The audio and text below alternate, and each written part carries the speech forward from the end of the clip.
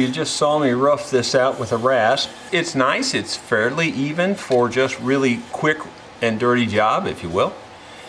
Now I'm going to work on this area here, and I typically do that with the Dremel and the little sander. You know, you can do this with a file too. Sometimes I do use a file.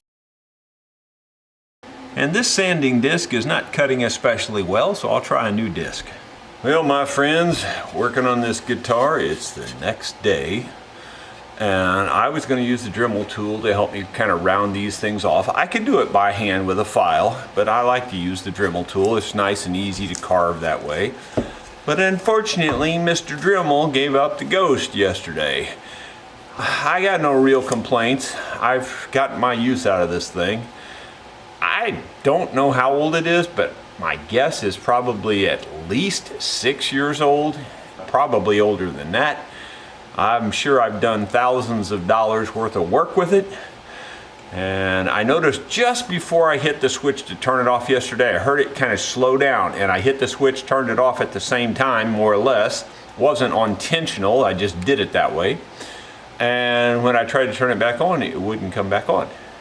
So I thought, well, maybe it's just the brushes. So I pulled the brushes out, and to my surprise, they didn't even really look that terribly bad after all this time. I mean, yeah, they're pretty wore, don't get me wrong, but brand new ones are only that much bigger. So there's the brand new one. So they're worn, but they're not wore completely out, I don't think. I watched a lot of YouTube videos last night on these, and apparently there's a wire inside there that decides to come loose from time to time. But I got to tell you, every single one of those look different than this one. So that's the way it usually goes. When I take mine apart, it usually never matches what the video says. That's, you know, on almost anything, not just this. But I'm going to take it apart anyway and see if I can't figure out why it decided to quit. Otherwise, I'll go buy another one. And before you get started, yes, I already have several others. I have one for Caleb. He has one. Bought him the, I think it's Mastercraft or whatever. Anyway, it's Menard's store brand, and it's identical to this. Has the same specs, everything.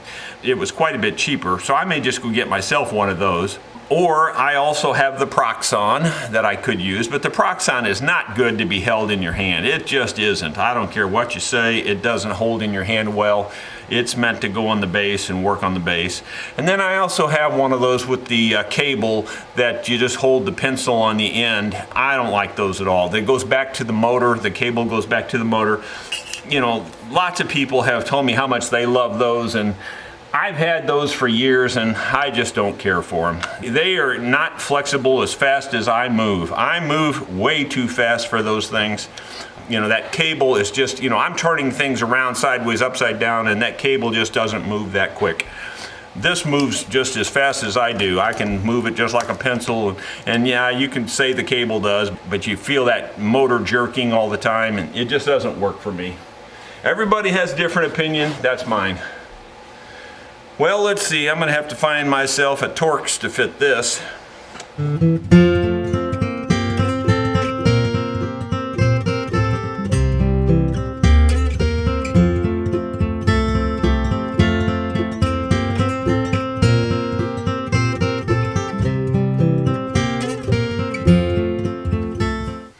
Just getting this back together will be fun for me, but I would imagine I can do that.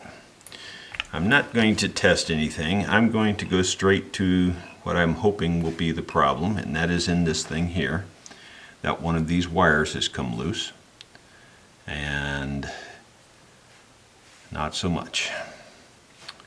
I don't see the problem like everyone else was pointing out, of course, although it is made basically the same.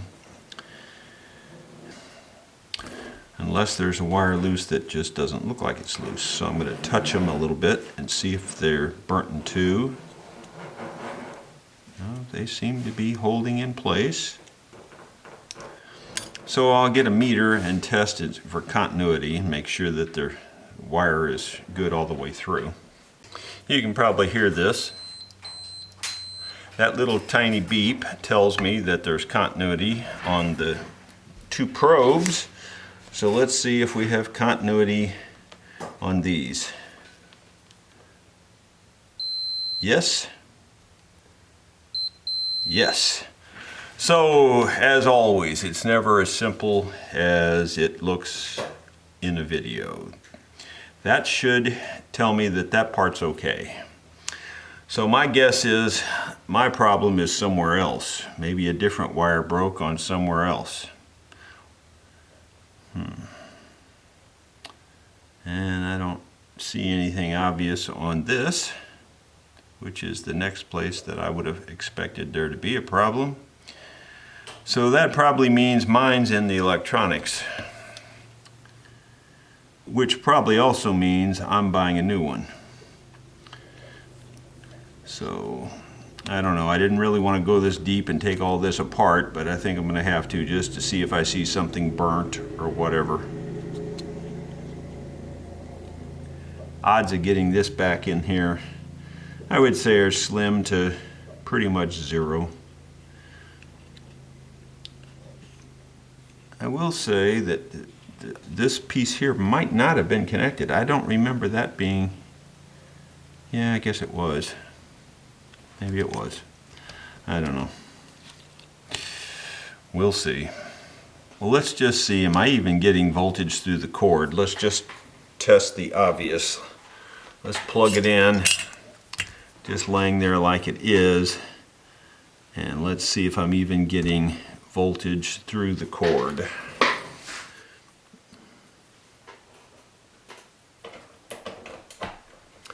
This could be hazardous to your health now at this point, so you got to pay attention to what you're doing. I'll turn this over to AC volts. Here in the States we use 110 or 120, whatever you want to call it. People call it different things, 115 even. And I'm getting 38 volts through the cord. That's where the cord attaches, so I would think there should be 110 there. I don't see any reason why there should be anything less, because that is the cord right there. So maybe my problem is just with my cord.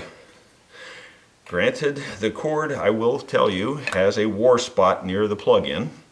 It's had it for years. I've had it taped up. I took the tape off of it yesterday to see if I'd notice anything. It doesn't look any different.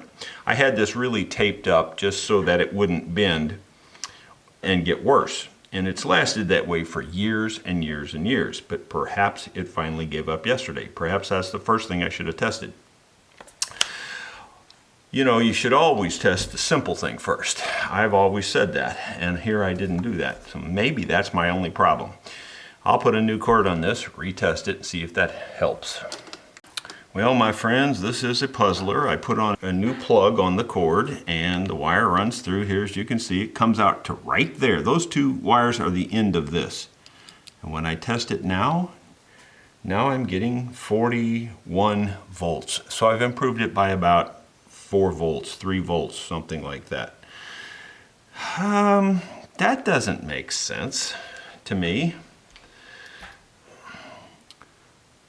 I don't see how I could not be doing the right thing there, unless those connectors aren't tight or something. So I'm going to unplug it and test that, just so you can see. Here's the cord I put on it, or the plug I put on it.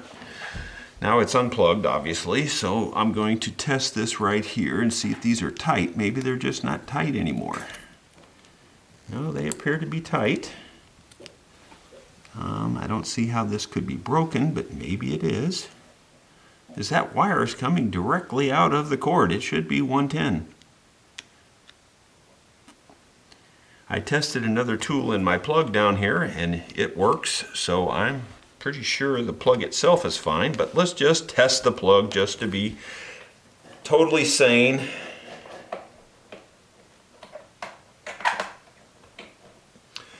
And yes, I'm getting 124.6 volts out of the plug. So the plug itself is working, or the outlet I should call it. Because somebody will get on me because I called it a plug instead of an outlet. But anyway, So it's working from there to here, I would think, but I'm not getting it up here, and I would certainly think it would show 125 volts on those two wires. So I would say at this point, maybe this is just truly a bad cord. I don't know why the cord itself would go bad. Doesn't make sense, but I am fairly certain I should be getting full voltage right there. Because as far as I can tell, that's the end of this, right there. So, we'll get a different cord and try it. I've taken the cord loose from here, so I thought before going to the trouble of making another cord, I would test it out of there, and I'm still only getting 36 something volts. Right now, 36 volts. So obviously there's something wrong here, because I don't think there's any kind of transformer built into this cord. Having said that, there is this little deal right here, but I'm pretty sure that is just there for interference. It slides up and down. That wouldn't do it. I am 99% sure. Yeah, that's definitely not going to change the voltage. So, I'm pretty sure the cord is bad. Crazy. But let's try a different cord and see what happens. Off camera, I've tinned the ends of this new cord that I found. This just came off of a drill, and it was the closest thing I could find to what was on here originally. It also has this rubber piece on here that's not built into the cord like the other one, and therefore it should stick in here also and hopefully work just like the other one did. I'm going to go ahead and put this back together, and I'll show you what that looks like after I get this all put back together. Well, my friends, I've got this thing back together, and I would like to tell you that that was easy to do. I really would like to tell you that, but it wasn't. It was a little tricky, a little fidgety, but I think I got all the parts back in the appropriate places. Everything looks perfect. I have not yet been brave enough to plug it in. So let's plug it in and see if it works or see if it lets the smoke out. And I have a feeling it'll probably be the latter with my luck. Woohoo!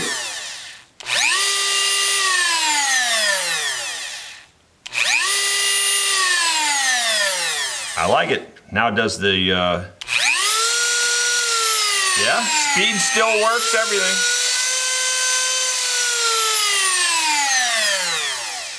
Well, there you go. I should have just checked the very simple thing first. Somehow or another that cord went bad. I don't know where it went bad, but it definitely went bad. Obviously, it must have broke somewhere inside here somewhere, because I put a new end on it. That didn't help at all. I'm not getting any juice out the end on this end. So fortunately, I save all my old cords, and this old cord came off of a drill, and it just so happened it had a very similar end on it right here, so it kind of connected right up perfectly. And it's even a longer cord and probably even a little bit heavier, so all things are good. Here we go. Well, after all that little side detour, can it do its job now? That's the question. Here we go. Say when it rains, it's the Lord shedding tears.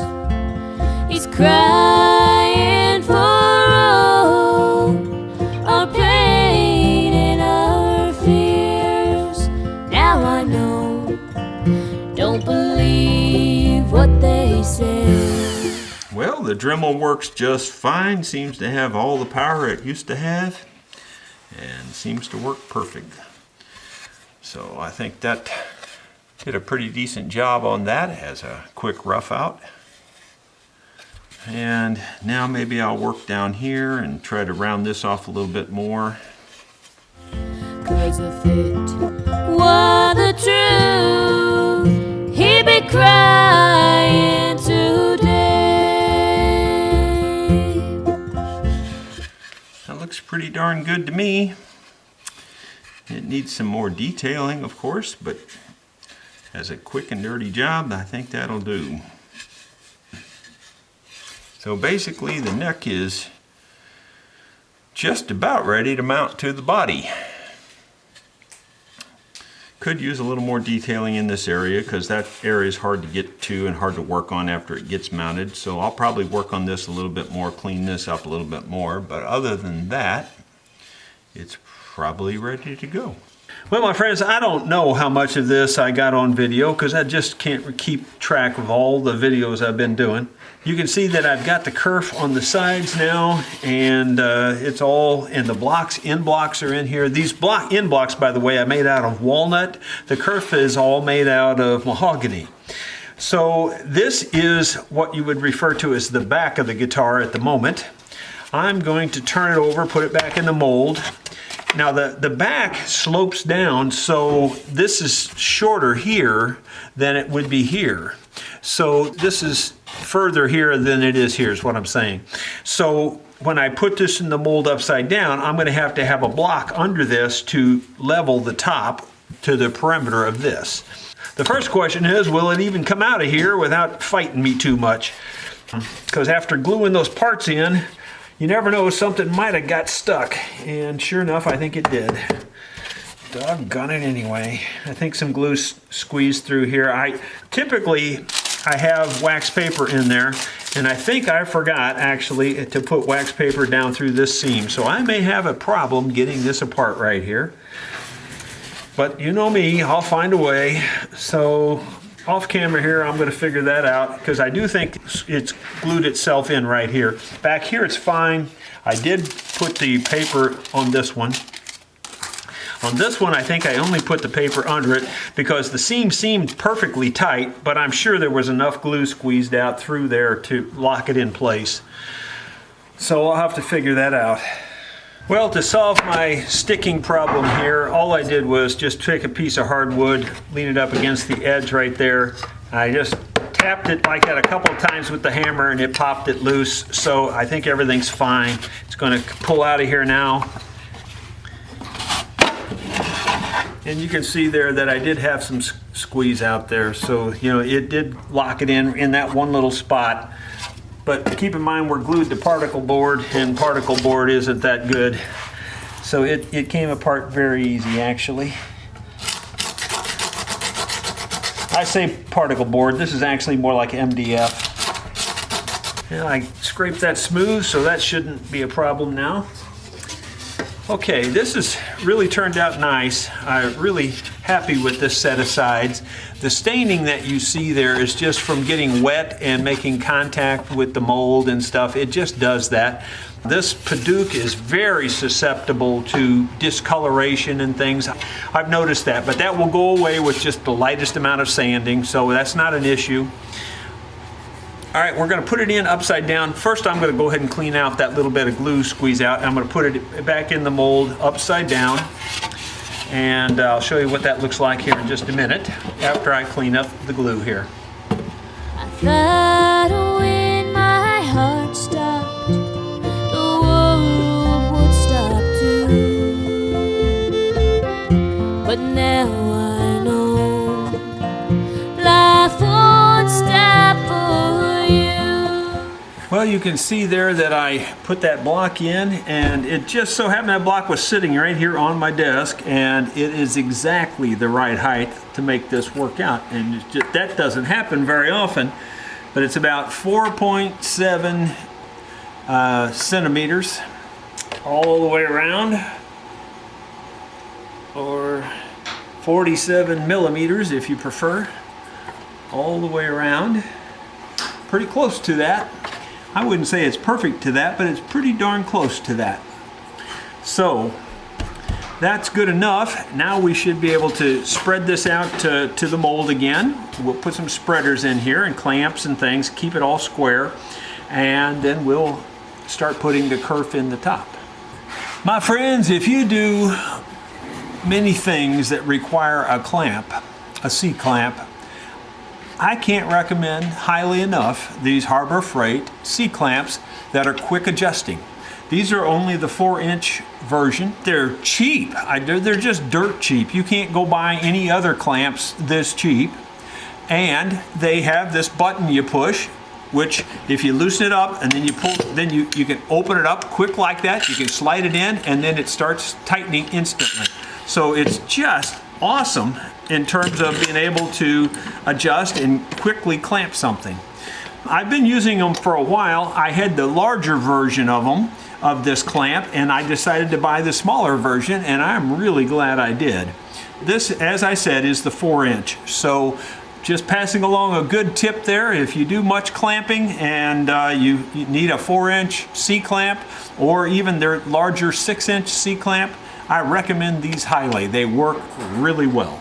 Well, I've dry fitted this piece of kerf here so far, and it looks like it's going to work real well. I'm going to wet it down from this section on because this is a tighter bend here and a little tighter bend here.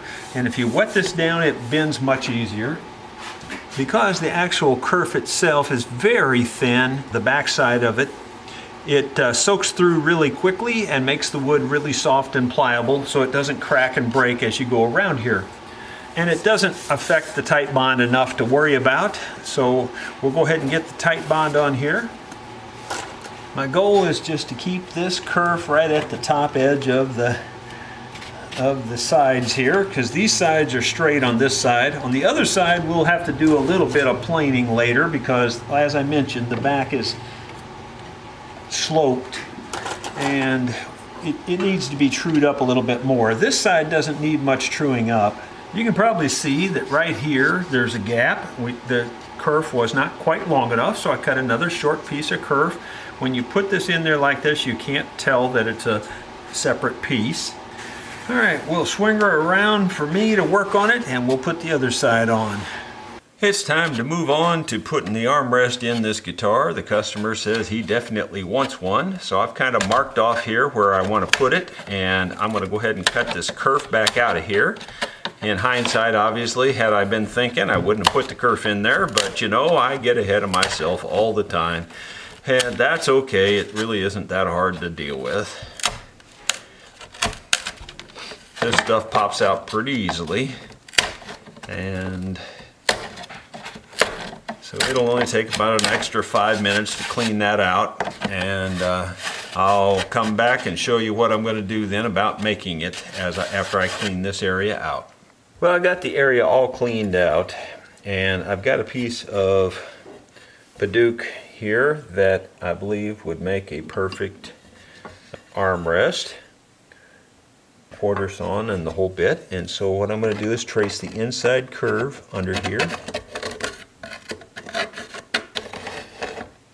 and you can see it did a nice job tracing it there. We've got the armrest marked here, so we'll go ahead and cut that out now.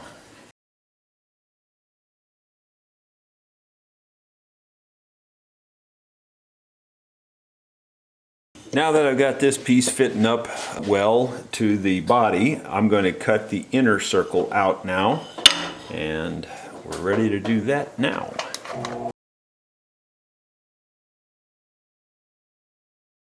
My friends, I've got this thing ready to glue into the body here.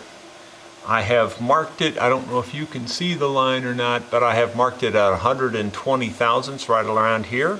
That's approximately 10 thousandths more than the very thickest place on the top, and it's actually probably a little more than that even. It's probably closer to 15 thousandths more. But I want this standing up proud. I don't want to take a chance that I'm getting it too low. I have cut it close the last couple of times, and it was just kind of nerve-wracking, so I'm going to leave this up a little bit higher. I can always cut it down. Taking wood off is so much easier than adding wood on. So that's the story.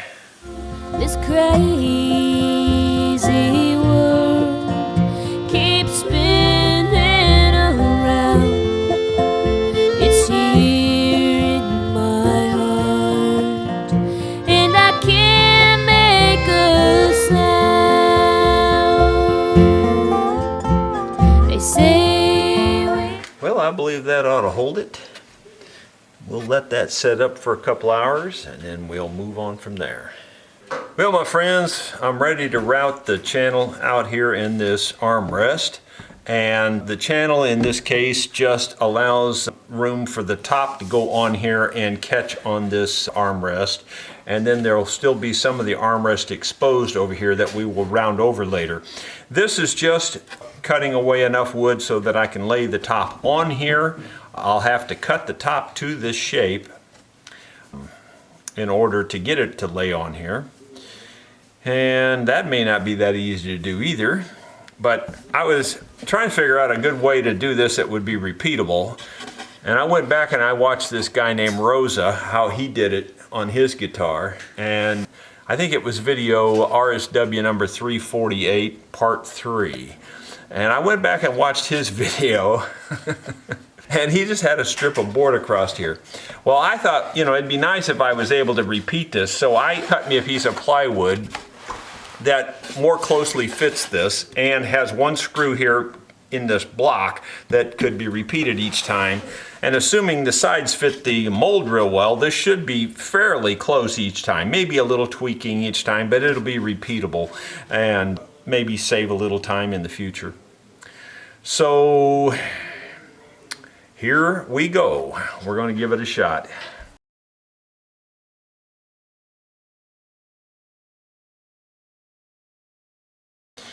Well, it left a nice cutout from here to here. I was hoping to go a little further. I guess I just didn't do something right, but this will be fine. This is where it needs to be, right in this area. And so that should give me a nice round over. I'm going to go ahead and move it forward now and cut the rest of this out flat. I can do that by just adjusting this screw and moving everything in about the width of the bit and doing it again. Something's happened because it's not laying down as flat as it laid on the first one because I'm not cutting as deep. I don't know what changed. I don't know. Can't quite figure out what would have changed. Didn't hurt anything, it just didn't cut as deep. I don't know. Really makes no sense why it didn't cut as deep. I have no idea, because I didn't change anything there. Something must have come loose, best I can figure out. So I better test it all out.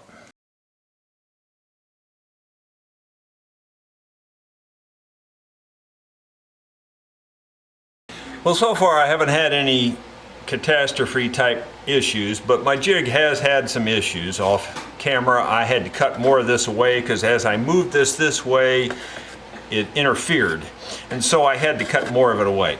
Well, now I just, you know, this popped out of the hole. Now I did put a thickening board on the bottom side of this, but I didn't have it down in there deep enough, obviously. I thought I did, but I don't know. There's just little bugs the first couple times you do something like this. And maybe I have this too tight actually, because it's not sliding on the stick. So somehow or another the stick's a problem, but anyway, it's all working. It just needs a little bit of smoothing out.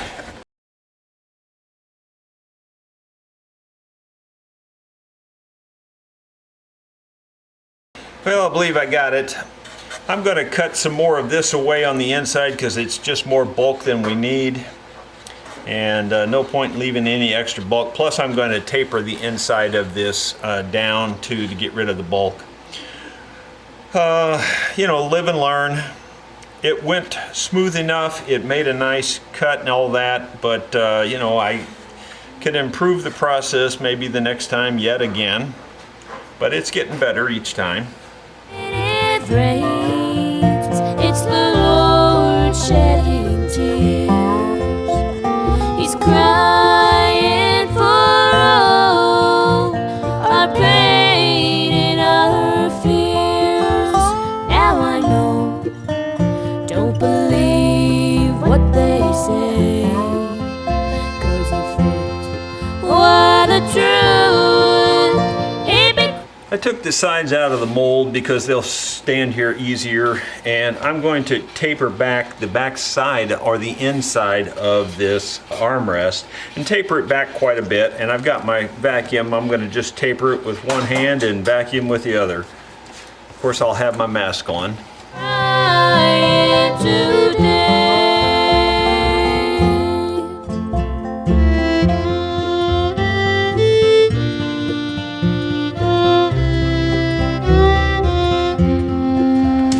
I think I'm going to do more of that off camera. I'm going to put on a new disc, although this disc still seems pretty good. But I'll do the rest of that off camera and I'll show you what it looks like. Well, trying to figure out what the cutout would be for this top is a little bit on the tricky side. So what I did was I lined up the top like this. I've got a cutout in the back of this jig, as you can see there. And so I had Caleb just hold it in place, and I went through the back side and traced this line here on here. And then I just offset the calipers that much and came back further for that offset. Now, you know, I think that's going to be pretty darn close. I'll cut it a little proud of that first, you know, and sneak up on it type of deal again. It doesn't have to be perfect because we're going to route a binding slot through there anyway, and you know, so as long as it's reasonably close, we're in good shape, I think. I'm going to go ahead and get the top glued on this thing, and it's fitting up real nice, so no time like the present. I'll be gone most of the day tomorrow, so it'll be a perfect time to let this just sit and chill out. Putting that on there to see where we're making good contact. It looks like we got pretty good contact most places. Didn't get any up here for some reason. I think we'll be fine. Looks like it based on what I'm seeing there. I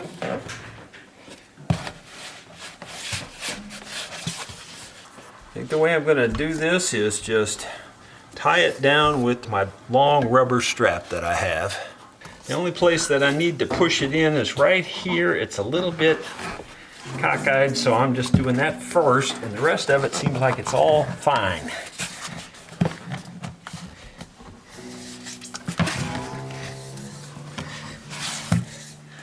This really does put a lot of pressure on it.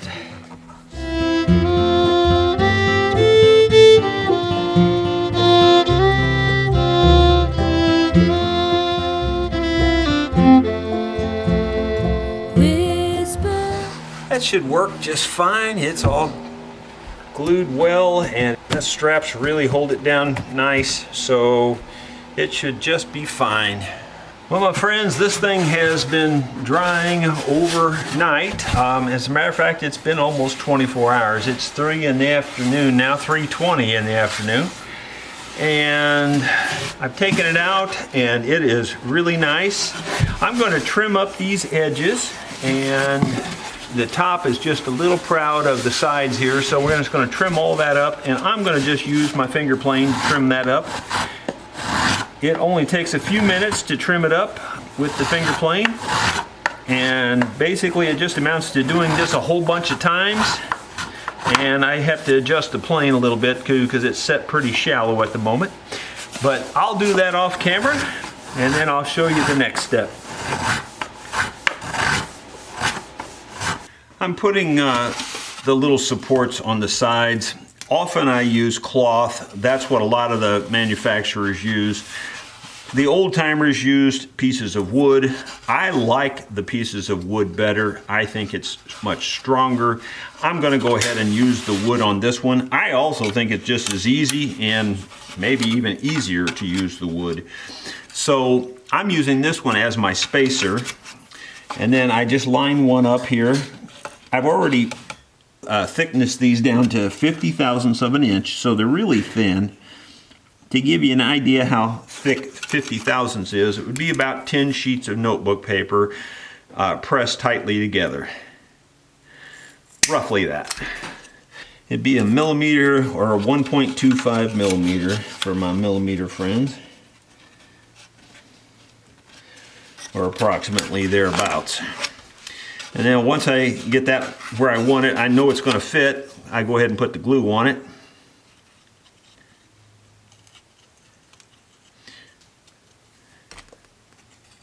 And I just spread the glue with my fingers. This is quarter sawn spruce, the grain running perpendicular to the other grain.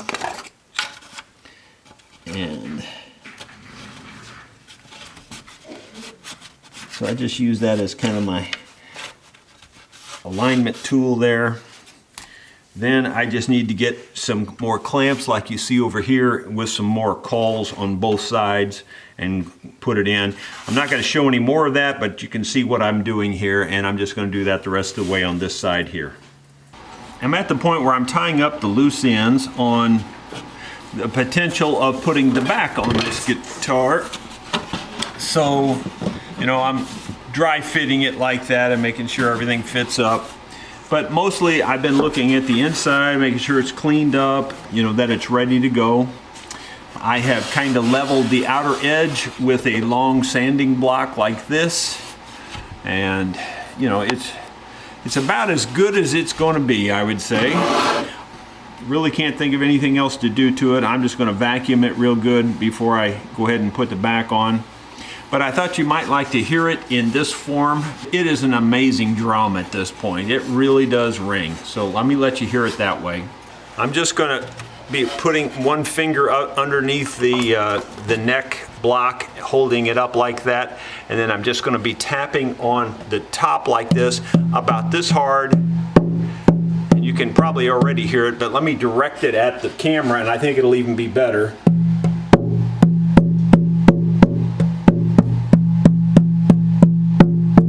It's really got a lot of resonance, about that long. So it rings really good. I think it's going to be a great sounding guitar. Now I'm putting my finger through the sound hole and doing the same thing. Really does have a lot of sustain, and it's going to be really nice. So I'm real happy with it. I think we're going to look it over real close, and next step will be putting the back on. No time like the present. Let's get her glued down.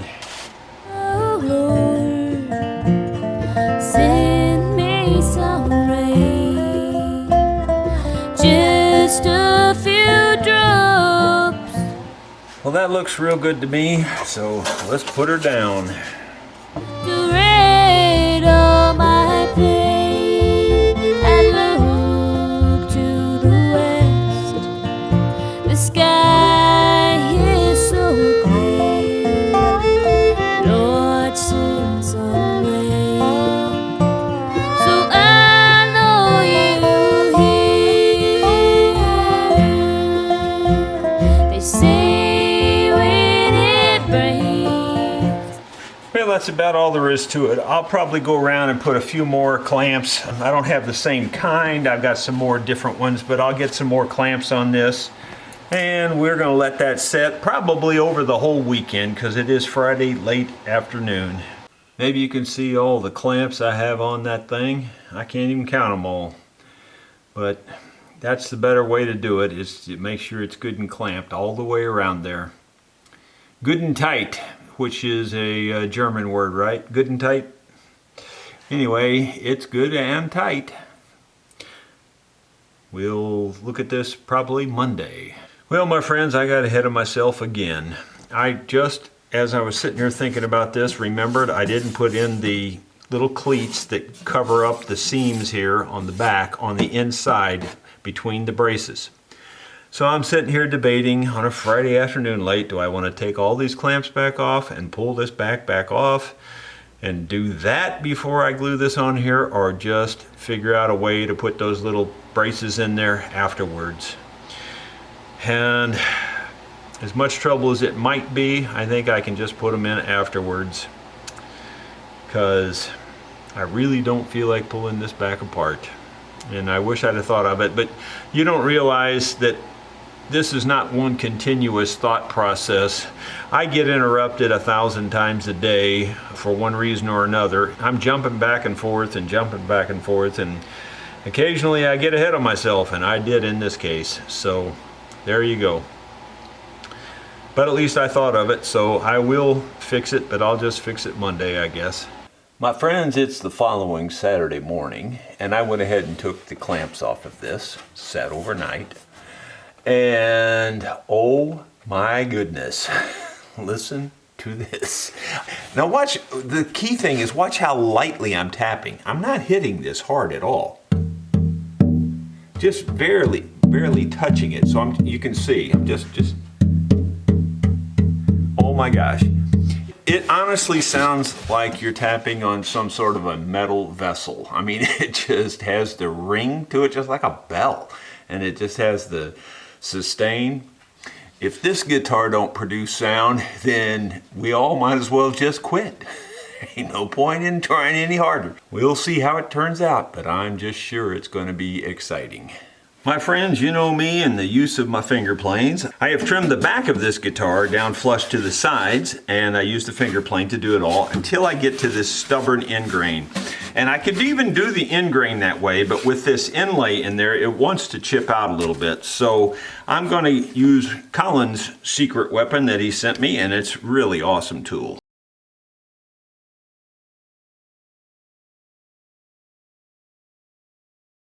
Well, that did a nice job. Some of you may say, why didn't I use it on this side and it would be easier? Yeah, in one way it would be, but this wood is so brittle that it seriously will chip, even pulling it that way with the sander.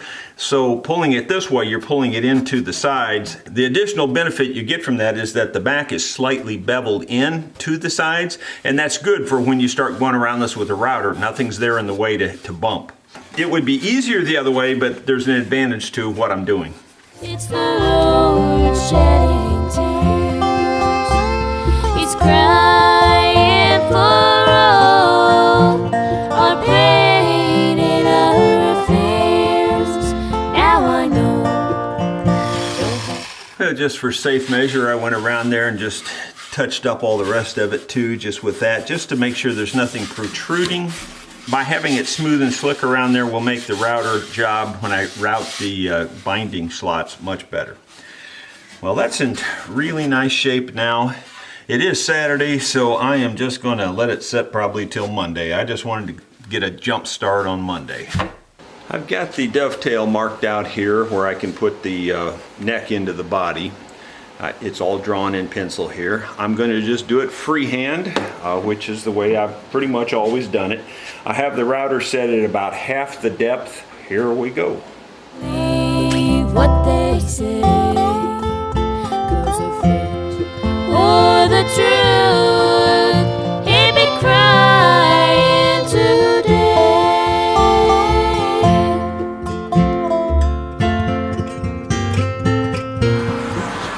Well, that's pass number one, and you can see that I was able to stay pretty much right on the line.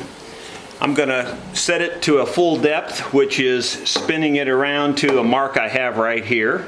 And then I'm going to make another pass, but I'm not going to film that one, but it'll be exactly like the first one. Well, if the other footage turned out, you saw me routing the dovetail into the body here. And in fact, it fits so tight I can't get the neck back out, but that's what it looks like up close. And that was just done by hand. It's not perfect. If you'll look inside, you can see a double line in there where I'll have to, use a chisel and get in there and clean it out. But that's kind of normal, and that's kind of the way I want it because I want to make an airtight fit. Just so you know, right now it already fits pretty tight. You can see I can shake it, and it's not falling out, is it? So it's pretty tight. In fact, I can turn it over and it doesn't fall out and shake it. So it's going to be a nice tight fit when we're done. My first thing I'm going to do right now is look down the guitar and see if it's going down the center, and that's the main thing. I've been doing most of the neck fitting off camera, and I've got it pretty darn close.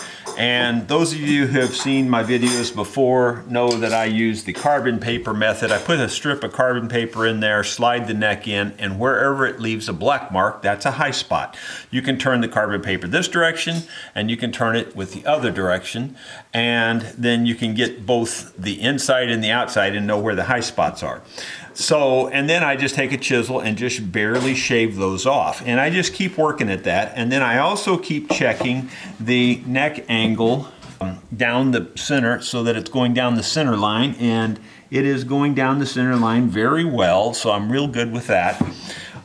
One of the more key things is the neck angle up and down. And so I put the straight edge on there, and this little wedge gauge that I use, I can check under here, and it's right at about,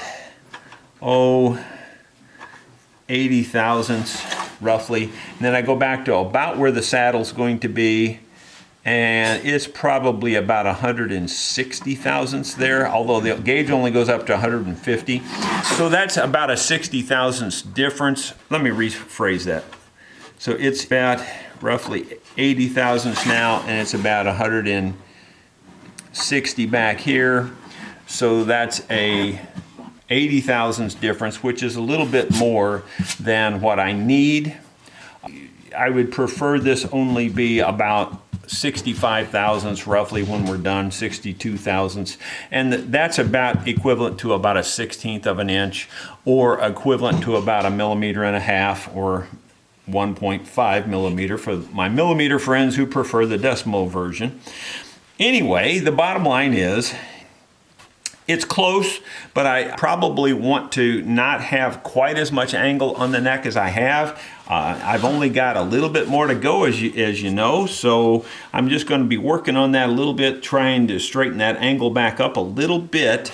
That's really about all I can do. It just, the way I will do that is I will take, if I can get it out of the slot because it's tight, I will just cut a tiny bit off the back side of this heel here up high, and that'll bring the neck angle back up just a little bit, I think, because it's fitting in there really tight at the moment in pretty much every direction. So I don't know. That's about all I can do at this point. And it doesn't take much to change it a lot, so just a little bit sometimes makes a huge difference. I also keep the inner edge of the neck just a tiny bit more cut out than the outer edge, and the reason for that is so that the outer edge sits tight against the body. And when I say a tiny bit, I'm talking just a few thousandths of an inch, so very, very minor amount. With each change I make, I check it, because every change can really make a big difference. So now it's going in at about 75 thousandths, so we've reduced it 5 thousandths there. And back here, it's about 145 thousandths. So we're getting closer in the ballpark there. And I just keep working on it like that until I am satisfied with it.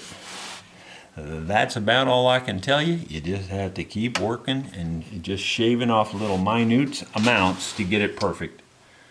And if you overshoot it, well, then you just have to shim it back up. I mean, that's just all there is to it. I'll show you what it looks like when I get her close. Well, my friends, I've got this neck fitted up to the body really well. I'm real happy with all the angles and the way it all fits up nice and flat across there. So I'm good with that, and I'm ready to glue it in. But before I glue it in, I think I am going to, I mentioned I got ahead of myself and I didn't put in the little strips, the cleats that go down through here on the inside. And so I'm going to go ahead and make those, get those glued in there now. And it's a little harder working through the sound hole. Yeah, it would have been a lot easier to do it the other way, but like I told you, I get so many interruptions that I lose my train of thought on where I'm at, and so sometimes I get ahead of myself, and that's what happened here. But it's not a lost cause. I can still get them in there, and I do think they're necessary, mainly because you're gluing the sides to this strip of purfling, and that strip of purfling is the weak point. So if you put that strip down through there on the inside, then that becomes solid and it won't give any problem down the road. And so I think it is necessary. Here we go. Just thought I'd let you see that I did get the little cleats put back in there. So the cleats are in there. They're all the way down to the back. I know you can't see in there that far, but anyway, they're all the way through. In other words, they run the entire length of those lines. So they're in good shape now. That only took maybe 10 minutes longer than had I done it originally. I could have probably done it 10 minutes faster, but that's not that big a deal in the scheme of things. The next thing I think I'll do is, I could put the truss rod in next, And you know, it really doesn't matter, I don't think, on this. I could put the truss rod in next, or I could glue the neck in. And I think what I'm going to do is I'm at a point where I need to do something else. So I think I'll glue the neck in and let that set, and then I'll go do something else. And while that's curing, I'll accomplish my other issues that I need to take care of. So it's really in pretty good shape. So really all I got to do is apply glue. Okay, I always like to coat all the surfaces. Some people would only coat the heel of the neck there and let the glue spread around by itself, but I find I get much better results by coating everything, and then the glue then will find its own level and squeeze out where it doesn't belong. Everything's coated really well. Stick it in there, force it in place by my hand.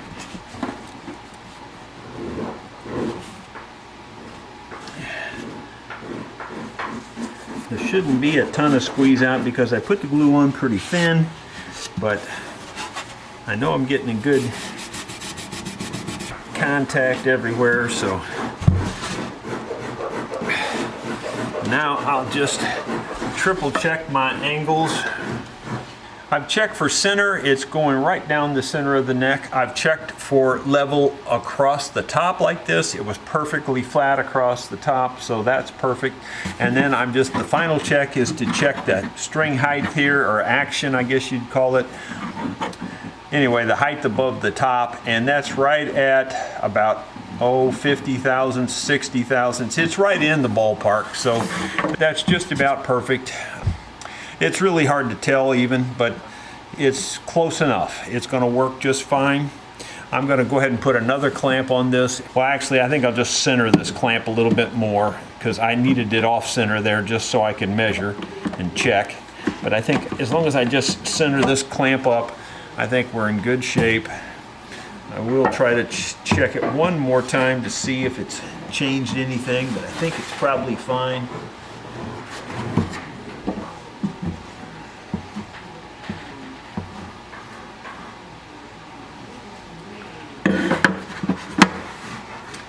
Yeah, it looks good.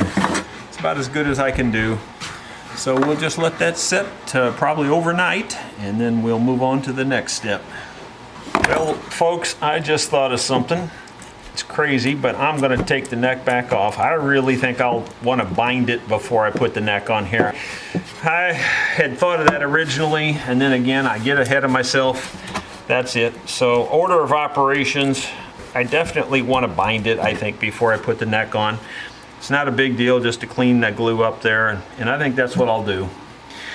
It'll just make my job easier on the binding. I could bind it easy enough with the neck on there, but it'll even be easier with the neck off. Before I route the top on here, I'm going to put this in piece in here. That'll help keep this smoother as I go across here. And I've already made these parts. I made them out of ebony and sycamore, which is going to match the binding. And they're just sitting in there. You can see how tight they are. So they're very, very tight fit, and hopefully I can get them in there again. On camera that probably won't work, but there you go. You can see it just fits in there just as tight as it can fit, and it won't come out, it won't fall out. So we'll get the glue on that now and get that in place. My friends, I have set up one of the StewMac binding router jigs. Spent pretty much all morning working on this, getting it the way I wanted it. I've done one test board cut. It seems to cut fine. It seems to cut the slot the size I want it to cut. But, you know, I couldn't tell you how many hours in this back already, so I'm a little nervous that I'm going to try using this for the very first time on this guitar. If you're looking down on it like this, it's turning clockwise, and that means it wants to cut this direction. So, you know, cutting this way is fine, but the problem with that is on certain places, like right here, where you start here at this waist and you're digging into the end grain and you're going to bust it out. So on this kind of grain like this, it's best to start at the high spot and work to the left. It's just to avoid the tear out. So I'm going to try that. I've got several spots marked. This is one spot, this is another spot, this is another spot, and over here. So those I'm going to cut backwards first, which is climb milling. And climb milling is usually not good, but it's something you pretty much better do if you want to avoid heavy chip out on this kind of wood. And I'm hoping I avoid it. It doesn't mean that I'm going to get away with it, but I'm going to give it a shot. So here we go.